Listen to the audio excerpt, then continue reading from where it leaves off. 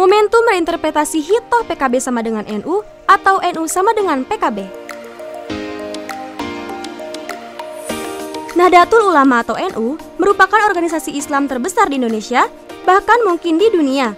Hari ini, 31 Januari 2020 adalah hari ulang tahun pendiriannya yang ke-94 tahun. Sebelum 31 Januari 1926, nama NU oleh Kiai Haji Hashim Asy'ari disebut kumpulan para ulama, Jam'iyah Ulama. Setelah NU berusia hampir 1 abad, banyak prestasi yang ditorehkan untuk bangsa ini. Pertama, NU turut serta dan aktif dalam usaha kemerdekaan dan mempertahankannya. Resolusi Jihad NU 22 Oktober 1945 yang mendorong perjuangan fisabilillah di Surabaya dan sekitarnya adalah salah satu bukti kontribusi nyatanya. Kedua, NU terlibat dan turut mencerdaskan anak bangsa. Pendidikan ala NU yang dulu identik dengan pesantren tradisional yang kolot dan anti kemajuan, sekarang berubah menjadi pesantren-pesantren berbasis sekolah yang berprestasi.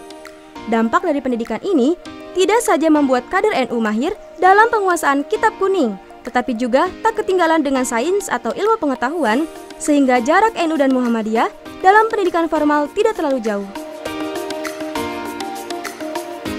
Belakangan, NU juga gencar mendirikan perguruan tinggi UNU atau Universitas Nahdlatul Ulama di sejumlah wilayah seperti Jakarta, Surabaya, Yogyakarta, Cirebon, dan lain sebagainya. Tentu ini membuat kader NU bisa diandalkan untuk menghadapi tantangan global. Selain itu, belakangan kader NU begitu banyak melanjutkan pendidikan tingginya di dalam maupun di luar negeri.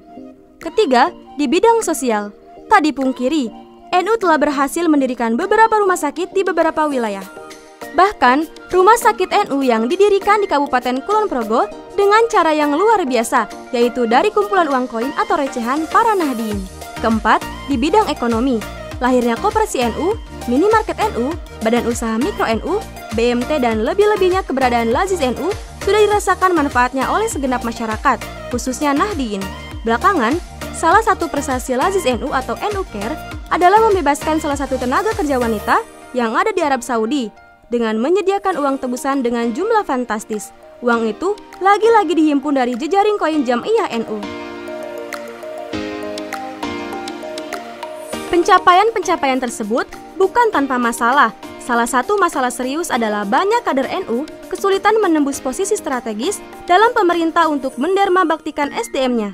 Apalagi belakangan ada kesan kebijakan pemerintah, regulasinya belum berpihak kepada NU, terutama soal permodalan. Karenanya, dibutuhkan grand design besar untuk berkontribusi di segala bidang. Lemahnya NU di bidang politik ini menjadi permasalahan serius. NU lebih dikesankan sebagai pendorong mobil mogok. Suaranya hanya dimanfaatkan untuk kepentingan politik praktis, tetapi setelah itu ditinggalkan. Padahal, NU secara praktis punya Partai Kebangkitan Bangsa atau PKB yang bisa menjadi saluran politik. Karenanya, ke depan, NU dan PKB perlu saling bekerja sama. Di satu sisi, PKB lahir dari NU. Di sisi lain, NU hanya punya PKB sebagai saluran aspirasi politik praktis. Jika PKB menjadi pemenang pemilu dan pilkada tahun ini, tentu NU akan memimpin dan berpeluang mengubah semua regulasi yang tidak berpihak pada kepentingan rakyat, umumnya dan terutama warga Nahdliyin. Namun, hingga detik ini, voters PKB tidak mencerminkan besarnya jamaah Nahdliyin. Ini suatu pernyataan serius tentang komitmen Nahdliyin dalam bidang politik. Pentingnya integrasi politis antara PKB dan NU di masa depan adalah keharusan. Pertama, kolaborasi ini diharapkan mampu menjadi penantang baru bagi partai-partai berideologi nasionalis di luar aspirasi NU. Kedua, hanya melalui PKB, NU dapat memiliki akses kekuasaan lebih leluasa. Karenanya, duet PKB-NU merupakan keniscayaan di masa-masa sulit yang akan datang. Ketiga, berdasarkan jejak sejarah, terutama melihat hasil pemilu 1955, partisan politik praktis warga Nahdliyin cukup menjanjikan.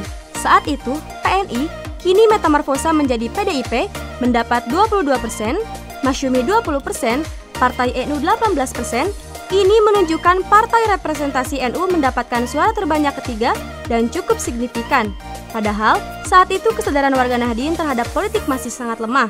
SDM politisi masih kurang dan infrastruktur masih minim. Tentu ini bisa dibandingkan dengan pemilu belakangan. Misalnya, pada tahun 2019, PKB hanya mendapatkan 10%. Jadi, hemat penulis, PKB adalah NU dalam politik dan NU adalah PKB dalam perjuangan di ranah estafet kepemimpinan. Jika warga NU semuanya sadar akan hal ini dan bersatu kembali ke rumahnya yang telah dibangun dengan susah payah, niscaya rumah tersebut menjadi rumah yang terbesar di antara rumah-rumah yang lain.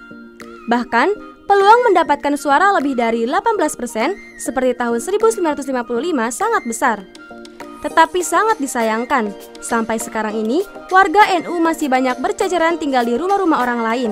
Jika warga NU tidak segera merapatkan barisan kembali ke rumahnya, maka sampai kapanpun NU selalu menjadi makmum. Keempat, kondisi yang dialami oleh Partai Kebangkitan Bangsa atau PKB akan mempengaruhi pencitraan masyarakat terhadap NU karena partai ini dilahirkan dari rahim NU. Meskipun secara organisatoris sudah independen dan NU menyatakan diri ke Hitoh 1926, NU tetap menginginkan PKB kuat. Namun harus diakui, dalam prakteknya hubungan antara PKB dengan NU sering mengalami kendala. Padahal nyata, ketika didirikan oleh NU, PKB bisa dikatakan sebagai sayap politik NU, tetapi situasi ini tidak dipungkiri perlahan mulai berubah. Tidak jarang, komunikasi dengan NU hanya dapat dikatakan sebagai komunikasi antar pribadi saja. Karena itu, semua pihak perlu duduk bersama dan perkuat komunikasi demi kepentingan yang lebih besar. Apalagi saat ini warga Nahdien mengalami kekecewaan pada periode kedua pemerintahan Jokowi yang meninggalkan NU. Maka inilah momentum NU memobilisasi dan menjadikan aset besar untuk mengubah peta politik nasional di masa yang akan datang. Kendala lain yang sangat dilematis adalah kebanyakan Nahdien masih belum bisa mendudukan dengan jernih di mana seharusnya posisi PKB berada dan di mana letak amanah Hitoh NU 1984. Perkembangan yang terjadi belakangan, sebagian ada yang menganggap Nahdien sudah konsisten dengan Hitoh NU, di mana PKB tidak ada hubungan struktural dengan NU dan warga NU bebas memilih partai apa saja. Banyak yang mengartikan Hitoh dengan pengertian bahwa warga NU bebas dalam berpartai dan NU tidak kemana-mana. Tapi, ada di mana-mana. Kata-kata seperti itu sudah kesiangan. Penulis lebih setuju jika arti Hitoh dimaknai sebagai keputusan Muktamar tahun 1984 di Situbondo, Jawa Timur, bahwa NU keluar dari partai politik praktis, NU kembali sebagaimana NU 1926. Setelah keluar dari partai politik dan belum sempat mendirikan partai politik untuk warganya, maka dengan sangat terpaksa warga NU berada di mana-mana. Logikanya, apakah orang akan masih terus ngontrak di rumah orang lain, sedangkan sekarang sudah punya rumah sendiri? Kalau NU membiarkan warganya kemana-mana, kenapa susah-susah membuat rumah? Cara pandang praktis seperti ini penting dan perlu. Jadi menurut hemat penulis, tafsir Hitoh ini mendesak diinterpretasi pada Muktamar Lampung mendatang. Karena jika mereka menempatkan pada posisi yang salah, ini justru bisa membenamkan NU dalam kancah politik nasional dan akan merugikan warga Nahdien, baik di bidang pendidikan, sosial, dan ekonomi. Karena hari ini kita sadar, cita-cita kesejahteraan sosial puncaknya ada di lingkaran kekuasaan. Sebagai penutup tulisan ini, penulis ingin mengucapkan selamat atas Harlah NU ke-94.